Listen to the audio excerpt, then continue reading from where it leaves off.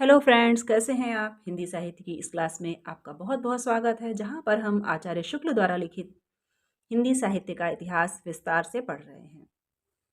इसमें हमारा अध्ययन लगभग कंप्लीट होने वाला है। आदिकाल से रीतिकाल तक हम अध्ययन कंप्लीट कर चुके हैं और अब आधुनिक काल के प्रकरण 5 में हम गद्य विधाओं के विकास को पढ़ रहे हैं। इस सीरीज के सभी वीडियोस चैनल पर उपलब्ध हैं, आप जाकर देख सकते हैं और अपने नोट्स वगैरह प्रिपेयर कर सकते हैं, जो कि आपके सभी एग्जाम्स में काम आने वाले हैं, चाहे वो यूपी टीजीटी पीजीटी हो या अन्य किसी स्टेट का, यूपीएचएससी हो, नेट जेआरएफ हो या एनवीएस केवीएस का कोई भी हिंदी साहित्य से संबंधित पेपर हो, ये सभी में काम आने वाले हैं। और अगर आप चैनल को पहली बार देख रहे हैं तो चैनल को विजिट अवश्य कीजिएगा। हो सकता है इसमें आपके अध्ययन से संबंधित आपके काम की जानकारी हो। तो आइए देखते हैं हिंदी गद्य विधाओं के विकास को। यहाँ पर आचार्य शुक्ल उपन्यास और कहानी के विकास को समझा रहे हैं कि किस प्रकार से कहानी और उपन्यासों का स्वतंत्र विकास हुआ। तो उसी में आगे आइए देखते हैं। उपन्यास और नाटक दोनों से काव्यत्व का अवयव बहुत कुछ निकालने की प्रवृत्ति किस प्रकार यूरोप में हुई है और दृश्य वर्णन, प्रगल्भ भाव व्यंजना, अलंकारिक चमत्कार आदि किस प्रकार हटाए जाने लगे हैं, इसका उल्लेख अभी कर आए हैं।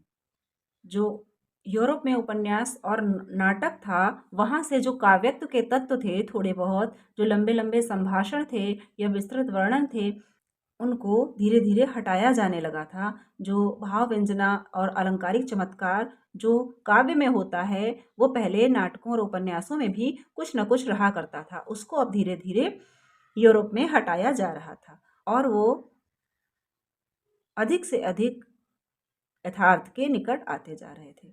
उनके अनुसार इस तृतीय उत्थान में हमारे उपन्यासों के ढांचे में भी कुछ परिवर्तन हुआ। उनके अनुसार जब यूरोप में इस प्रकार के काव्य तत्व हटाए जाने लगे तो इनके आधार पर ही हिंदी उपन्यासों में भी और उसके ढांचे में भी कुछ न कुछ परिवर्तन हुआ। परिच्छेदों के आरंभ में लंबे लंबे काव्यमय दृश्य वर्णन जो पहले रहा करते थे, बहुत कुछ कम हो गए। जो परिच्छेद के आरंभ में दृश्य वर्णन किया जाता था तो उसका जो वर्णन है वो काव्य में हुआ करता था, जो अब धीरे धीरे कम किया जा रहा था। पात्रों के भाषण का ढंग भी कुछ अधिक स्वाभाविक और व्यावहारिक हुआ। जो पात्रों के भाषण थे उसमें भी पहले काव्यत्व झलकता था, जो उनकी भाषा में भी काव्यत्व झलकता था, वो भी धीरे धीरे अब स्वाभाविक जिस प्रकार के थे उस प्रकार के और व्यावहारिक होने लगे। उपन्यासों को काव्य के निकट रखने वाला पुराना ढांचा एक बारगी छोड़ नहीं दिया गया है। काव्य के निकट जो उपन्यासों को रखने का ढांचा था वो एक बारगी छोड़ नहीं दिया गया है। छोड़ा क्यों जाए और छोड़ा भी क्यों जाए। उसके भीतर हमारे भारतीय कथात्मक गद्य प्रबंधों जैसे कादम्बरी, हर्षचरित के स्वरूप की परंपरा छिपी हुई है। काव्यत्व का ढांचा एकदम से छोड़ा भी नहीं गया है और छोड़ा भी क्यों जाए, ऐसा आचार्य शुक्ल कह रहे हैं। क्योंकि जो हमारे गद्य प्रबंध रहे हैं जैसे कादम्बरी, हर्षचरित आदि, इसकी जो परंपरा है वो उसमें छिपी हुई है। यूरोप उसे छोड़ रहा है, छोड़ दे। यूरोप में ये छोड़ा जा रहा है तो छोड़ दे। ये कुछ आवश्यक नहीं कि हम हर एक कदम उसी के पीछे पीछे रखें। यहाँ आचार्य शुक्ल कह रहे हैं कि ये आवश्यक नहीं है कि यूरोपीय साहित्य में जो कुछ हो हम भी उसके पीछे पीछे चलें। यदि वो काव्यमय ढांचे को छोड़ रहे हैं तो छोड़ दें। जरूरी नहीं है कि हिंदी साहित्य में उसको छोड़ देना चाहिए, क्योंकि इसमें हमारे गद्य प्रबंधों जैसे कादम्बरी, हर्षचरित या अन्य गद्य प्रबंध उनकी परंपरा छिपी हुई है। अब यह आदत छोड़नी चाहिए कि कहीं हार्डी का कोई उपन्यास पढ़ा और उसमें अवसाद या दुखवाद की गंभीर छाया देखी तो चट बोल उठे कि अभी हिंदी के उपन्यासों को यहाँ तक पहुँचने में बहुत देर है। कि यूरोप के उपन्यासों में जो चीज़ देखी वो यहाँ के उपन्यासों में उसकी कमी को बता दिया कि यहाँ के उपन्यासों में ये अभी तक नहीं आया है, इस चीज़ की कमी है। तो ये आदत अब छोड़ देनी चाहिए। यूरोपीय साहित्य को आदर्श मानने वाली बातें अब छोड़ देनी चाहिए। बौद्धों के दुखवाद का संस्कार किस प्रकार जर्मनी के शोपेनहावर से होता हुआ हार्डी तक पहुंचा, ये भी जानना चाहिए। जो दुखवाद है ये हार्डी का नहीं है, बौद्धों का है। दुखवाद बौद्धों का है। बौद्धों के दुखवाद का संस्कार पहले जर्मनी से, फिर शोपेनहावर से होता हुआ हार्डी तक पहुंचा है। ये भी जानना चाहिए कि ये घुमा फिरा कर यहीं की चीजें हैं जो वे लोग प्रस्तुत कर रहे हैं। यूरोप में नाटक और उपन्यास से काव्यत्व निकाल बाहर करने का जो प्रयत्न हुआ है, उसका कुछ कारण है। यूरोप में जो नाटक और उपन्यासों से काव्यत्व के तत्व निकाले जा रहे हैं, उसका भी एक कारण है। वहां जब फ्रांस और इटली के कलावादियों द्वारा काव्य भी बेलबूटे की नक्काशी की तरह जीवन से सर्वथा पृथक कहा जाने लगा, तब जीवन को ही लेकर चलने वाले नाटक और उपन्यास का उससे सर्वथा पृथक समझा जाना स्वाभाविक ही था। इटली और फ्रांस के कलावादियों ने यूरोप के काव्य को बेलबूटे की नक्काशी कहा, जो कि जीवन से सर्वथा पृथक है, जबकि काव्य में, साहित्य में जीवन का ही चित्रण होना चाहिए। तब जीवन को लेकर चलने वाले, और तब नाटक और उपन्यास भी जीवन का चित्रण है। तो जब काव्य में जीवन का चित्रण था ही नहीं, तो उसे जीवन से जुड़े नाटक और उपन्यास में रखने का क्या महत्व है? तो तब उसमें वो स्वाभाविक रूप से अलग ही समझा जाएगा, क्योंकि उस काव्य का जीवन से जुड़ाव नहीं था। पर इस अत्यंत पार्थक्य का आधार प्रमाद के अतिरिक्त और कुछ नहीं। ये अत्यंत जो पार्थक्य चल रहा है, अलग करने का चलन चल रहा है, इसका आधार प्रमाद के अतिरिक्त कुछ नहीं। जगत और जीवन के नाना पक्षों को लेकर प्रकृति काव्य भी बराबर चलेगा और उपन्यास भी। जगत और जीवन के जो नाना पक्ष हैं, उनको लेकर काव्य सदा चला है, काव्य सदा चलेगा और उपन्यास भी चलेंगे, क्योंकि जीवन और प्रकृति का चित्रण ही उपन्यास काव्य में होता है। एक चित्रण और भावव्यंजना को प्रधान रखेगा, दूसरा घटनाओं के संचरण द्वारा विविध परिस्थितियों की उद्भावना को। एक चित्रण और भावव्यंजना को प्रधान रखेगा, अर्थात काव्य। काव्य में चित्रण और भावव्यंजना प्रधान होती है, जबकि दूसरा उपन्यास है जो घटनाओं के संचरण द्वारा विविध परिस्थितियों की उद्भावना करता है। उपन्यास न जाने कितनी ऐसी परिस्थितियां सामने लाते हैं जो काव्य धारा के लिए प्रकृत मार्ग खोलती हैं। उपन्यास कई ऐसी स्थितियों को भी सामने रखते हैं जो काव्य की जो धारा है उसके लिए स्वाभाविक मार्ग प्रशस्त करती हैं। तो ये कहने का तात्पर्य ये है कि एक दूसरे को पृथक नहीं रखा जा सकता। जीवन का चित्रण उपन्यासों में भी होता है और काव्य में भी होता है। काव्य में भाव व्यंजना का उभार होता है, जबकि उपन्यास में परिस्थितियों का चित्रण होता है। उपन्यासों और कहानियों के सामाजिक और ऐतिहासिक ये दो भेद तो बहुत प्रत्यक्ष हैं। उपन्यास और कहानियों के कौन से भेद? एक सामाजिक और ऐतिहासिक। ये दो भेद तो बहुत प्रत्यक्ष हैं, सामने हैं और सभी इनके विषय में जानते हैं। ढांचों के अनुसार जो मुख्य तीन भेद कथा के रूप में, आत्मकथा के रूप में और चिट्ठी पत्री के रूप में किए गए हैं, उनमें से अधिकतर उदाहरण तो प्रथम के ही सर्वत्र हुआ करते हैं। ढांचों के तीन भेद हैं, एक कथा, एक आत्मकथा और एक चिट्ठी पत्री। उसमें से कथा के रूप में ही अधिकतर प्रमाण मिलते हैं, उदाहरण मिलते हैं। द्वितीय उदाहरण भी अब हिंदी में काफ़ी हैं, जैसे दिल की आग जीपी श्रीवास्तव। अब आत्मकथा के भी उदाहरण हिंदी में मिलने लगे हैं, जैसे दिल की आग जीपी श्रीवास्तव। तृतीय उदाहरण हिंदी में बहुत कम पाए जाते हैं, जैसे चंद हसीनों के खतूत। इस ढांचे में उतनी सजीवता भी नहीं है। तो ये चिट्ठी पत्री स्वरूप का जो ढांचा है, इस प्रकार के उपन्यास कम ही पाए जाते हैं और कहते हैं कि इस ढांचे में उतनी सजीवता भी नहीं है। कथा वस्तु के स्वरूप और लक्ष्य के अनुसार हिंदी के अपने वर्तमान उपन्यासों में हमें ये भेद दिखाई पड़ते हैं। कथा वस्तु के स्वरूप और लक्ष्य के अनुसार हिंदी के जो वर्तमान उपन्यास हैं उनमें क्या भेद है, इसको दिखाने का प्रयास आचार्य शुक्ल ने किया है। घटना वैचित्र्य प्रधान, अर्थात केवल कुतूहलजनक, जैसे जासूसी और वैज्ञानिक आविष्कारों का चमत्कार दिखाने वाले, ये घटना वैचित्र्य प्रधान अर्थात केवल कुतूहलजनक होते हैं। इनमें साहित्य का गुण अत्यंत अल्प होता है, केवल इतना ही होता है कि ये आश्चर्य और कुतूहल जगाते हैं। इस प्रकार के उपन्यासों में साहित्य का गुण बहुत कम होता है। और दूसरा है मनुष्य के अनेक पारस्परिक संबंधों के मार्मिकता पर प्रधान लक्ष्य रखने वाले, जैसे प्रेमचंद जी का सेवा सदन। जो मनुष्य के अनेक पारस्परिक संबंध हैं, उनकी मार्मिकता को प्रधान लक्ष्य बनाने वाले, जैसे सेवा सदन, निर्मला, गोदान, श्री विश्वंभर नाथ कौशिक का माँ भिखारिणी। इसमें संबंधों की मार्मिकता को उजागर किया गया है। श्री प्रताप नारायण श्रीवास्तव का विदा, विकास, विजय, चतुर्सेन शास्त्री का हृदय की प्यास, ये हैं संबंधों की मार्मिकता पर दृष्टि डालने वाले उपन्यास। तीसरे हैं समाज के भिन्न भिन्न वर्गों की परस्पर स्थिति और उनके संस्कार चित्रित करने वाले, जैसे प्रेमचंद जी का रंगभूमि जो सामाजिक स्थिति है उसको चित्रित करने वाले, कर्मभूमि प्रसाद जी का कंकाल।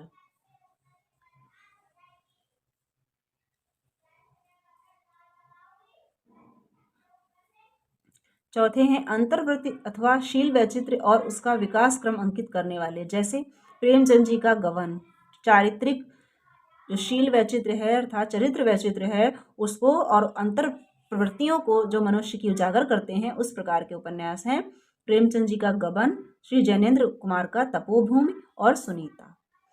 5वें नंबर पे हैं भिन्न भिन्न जातियों और मतानुयायियों के बीच मनुष्यता के व्यापक संबंध पर जोर देने वाले।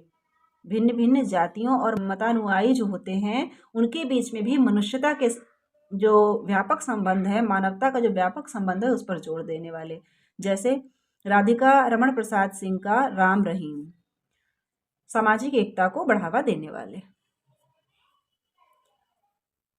6ठे नंबर पे हैं समाज के पाखंडपूर्ण कुत्सित पक्षों का उद्घाटन और चित्रण करने वाले, जैसे जो समाज में कुछ पाखंडपूर्ण कृत्य होते हैं, समाज का कुछ कुत्सित पक्ष होता है उसको उजागर करने वाले, जैसे पांडे बेचन शर्मा उग्र का दिल्ली का दलाल, सरकार तुम्हारी आंखों में, बुधुआ की बेटी।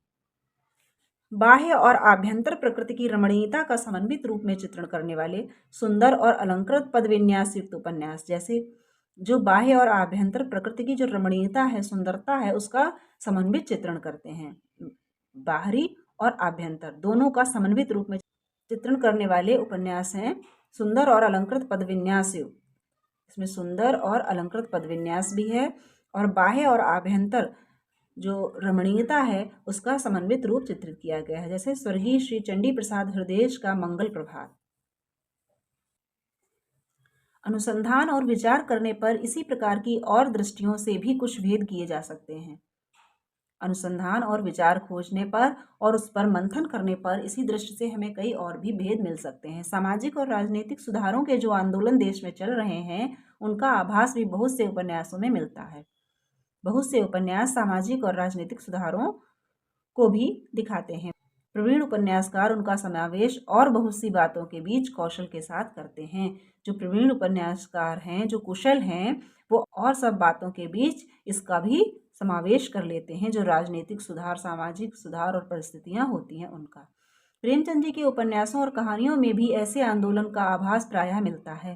प्रेमचंद जी के उपन्यास और कहानियां हैं उनमें भी इस प्रकार का आभास मिलता है, पर उनमें भी जहां राजनीतिक उद्धार या समाज सुधार का लक्ष्य बहुत स्पष्ट हो गया है वहां उपन्यासकार का रुख छिप गया है। जहां राजनीतिक उद्धार और समाज सुधार का लक्ष्य स्पष्ट है वहां पर उपन्यासकार का क्या रुख है ये पता नहीं चलता, वो छिप गया है और प्रचारक का रूप ऊपर आ गया है। वहां जो उपन्यासकार का रूप था स्वाभाविक वो छुप गया है और प्रचारक, प्रोपोगैंडिस्ट का रूप आ गया है सामने, जैसे वो प्रचारक हों। छोटी कहानियां। अब छोटी कहानियों का क्या स्वरूप रहा था तृतीय उत्थान में संवत 1975 के बाद, उसको आचार्य शुक्ल दिखाते हैं। जैसा ऊपर कहा जा चुका है, छोटी कहानियों का विकास तो हमारे यहाँ और भी विशद और विस्तृत रूप में हुआ और उसमें वर्तमान कवियों का भी पूरा योग रहा है। उनके इतने रूप रंग हमारे सामने आए हैं कि वे सब के सब अब पाश्चात्य लक्षणों और आदर्शों के भीतर नहीं समा सकते।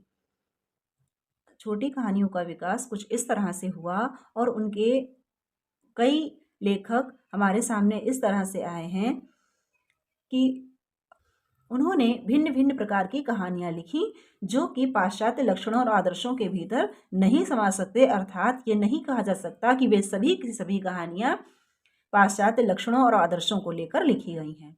एक संवेदना या मनोभाव का सिद्धांत भी कहीं कहीं ठीक ना घटेगा।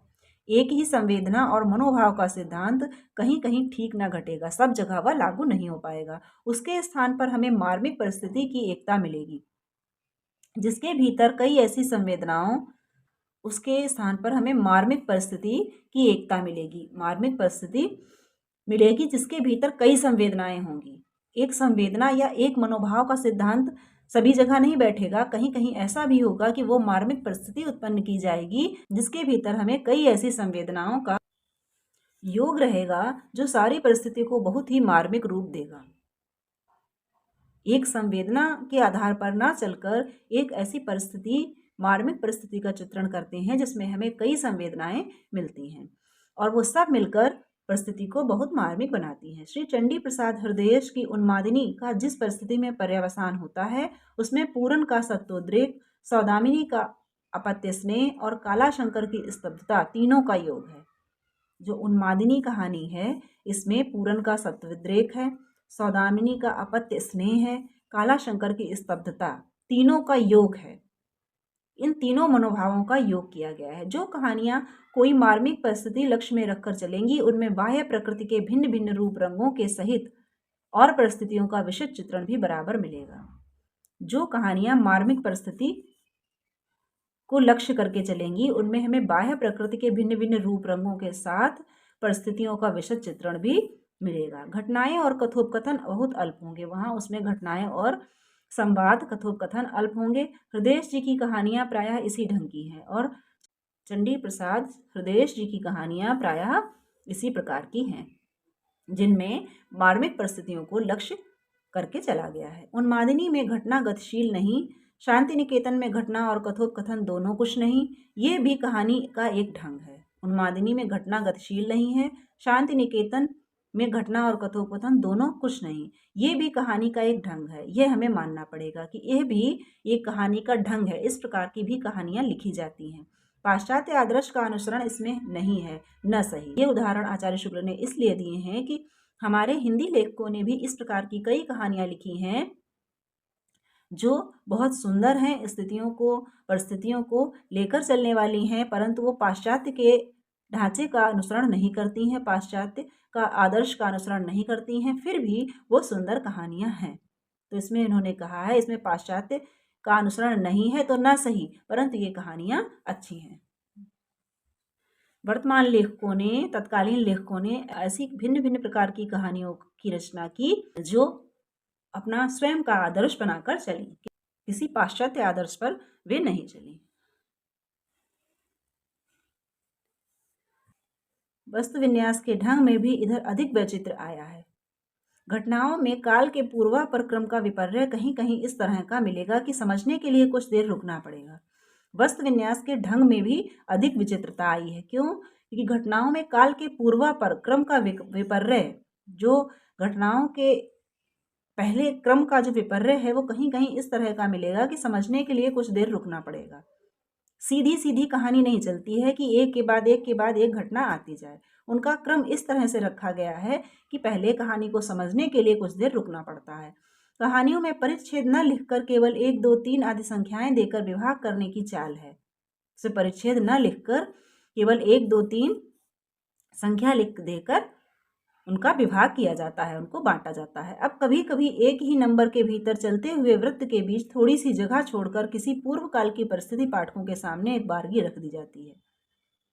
अब जैसे एक ही नंबर के, अब जैसे 2 नंबर चल रहा है, चलते चलते थोड़ी सी जगह छोड़कर उन्होंने नंबर 1 की घटना जो हुई थी परिस्थिति वो भी पाठकों के सामने रख दी। कहीं कहीं चलते हुए वृत्त के बीच परिस्थिति का नाटकीय ढंग का छोटा सा चित्र भी आ जाता है और चलते हुए वृत्त के बीच में नाटकीय ढंग का एक छोटा सा चित्र भी रख देते हैं किसी परिस्थिति का। इस प्रकार के चित्र में चारों ओर सुनाई पड़ते हुए शब्दों का संघात भी सामने रखा जाता है। बाजार की सड़क का यह कोलाहल, अब इस प्रकार की कहानियां लिखी जाती हैं। मोटरों, तांगों और इक्कों के आने जाने का मिलित स्वर, चमचमाती हुई कार का म्यूजिकल हार्न, बचना भैये, हटना, राजा बाबू, अक्खा, तिवारी जी हैं, नमस्कार, हटना भाई, आदाब अर्ज दरोगा जी, पुष्करणी में चोर नाम की कहानी भगवती प्रसाद वाजपेयी। पुष्करणी नामक संग्रह से भगवती प्रसाद वाजपेयी की कहानी चोर से ये उदाहरण दिया गया है।